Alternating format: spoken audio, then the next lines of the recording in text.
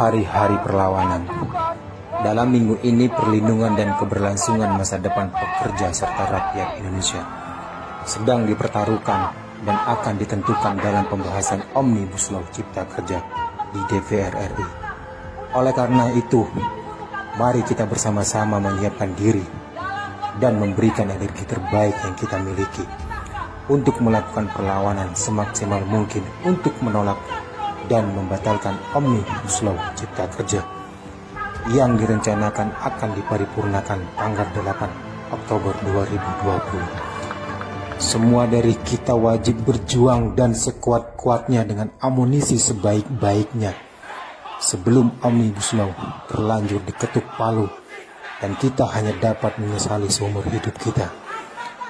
Dom Supiro Pero, selagi kita masih bernapas, kita masih memiliki harapan. Apakah kita harus diam? Apakah kita harus bergerak? Hidup rakyat!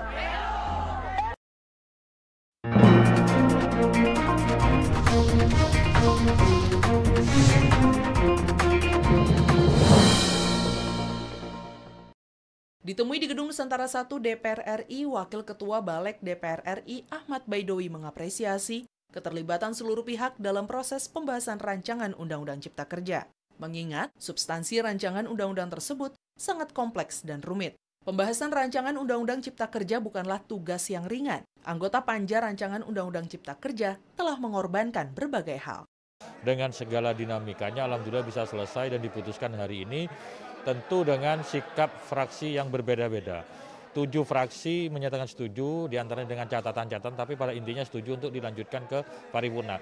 2 fraksi menyatakan menolak. Nah, dan itu bagian dari demokrasi kita, dan itu indahnya kita berdemokrasi, tidak mempengaruhi keabsahan pengambilan keputusan. Sementara itu, anggota Balek DPR RI Amin menjelaskan sejumlah alasan fraksi PKS DPR RI menolak rancangan Undang-Undang Cipta Kerja disahkan, salah satunya proses pembahasan rancangan undang-undang yang terkesan terburu-buru. Padahal, masih banyak poin yang belum terakomodasi dalam rancangan undang-undang tersebut. Contohnya, sektor ketenagakerjaan nasional yang masih perlu disempurnakan dalam rancangan Undang-Undang Cipta Kerja. Kita memang tidak menafikan bahwa ada pasal-pasal positif yang kita diapresiasi, masukan-masukan kita, tapi juga banyak yang tidak diapresiasi, belum sesuai dengan harapan kita. Itu akhirnya itu yang menjadikan kita menolak, ya. Di antaranya tentu yang paling krusial masalah buruh. Masalah buruh itu yang paling krusial tentu itu masalah pesangon sensitif. Habibie dan Bahri, TVR Parlemen melaporkan.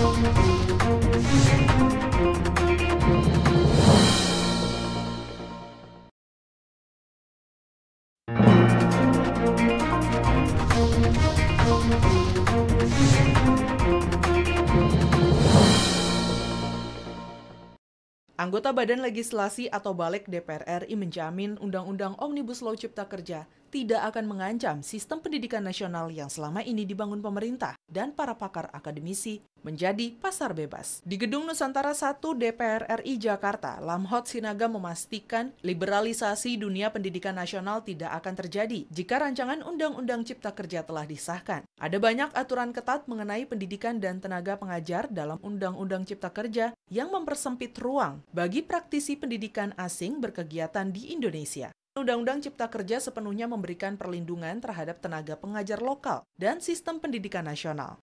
Tidak seliberal yang dibayangkan oleh banyak orang pasca RUU ini. Kenapa? Karena memang kalaupun ada akademisi dari luar yang ingin masuk, itu harus melalui rekomendasi pemerintah pusat. Jadi tidak segampang atau tidak semudah yang dibayangkan oleh banyak orang. Nah, tetap masih ada afirmatif yang dilakukan di dalam Undang-Undang Cipta Kerja ini. Tidak seliberal yang dibayangkan oleh banyak orang.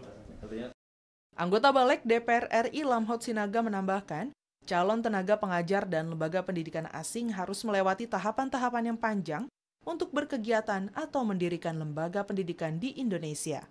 Karena memang undang-undang ini juga memikirkan perlindungan atau afirmatif terhadap dunia pendidikan kita. Contohnya misalnya ketika asing masuk itu harus membutuhkan rekomendasi dari pemerintah pusat. Mereka tidak bisa masuk dengan sebebas-bebasnya. Fajar dan Julian, TVR Parlemen melaporkan.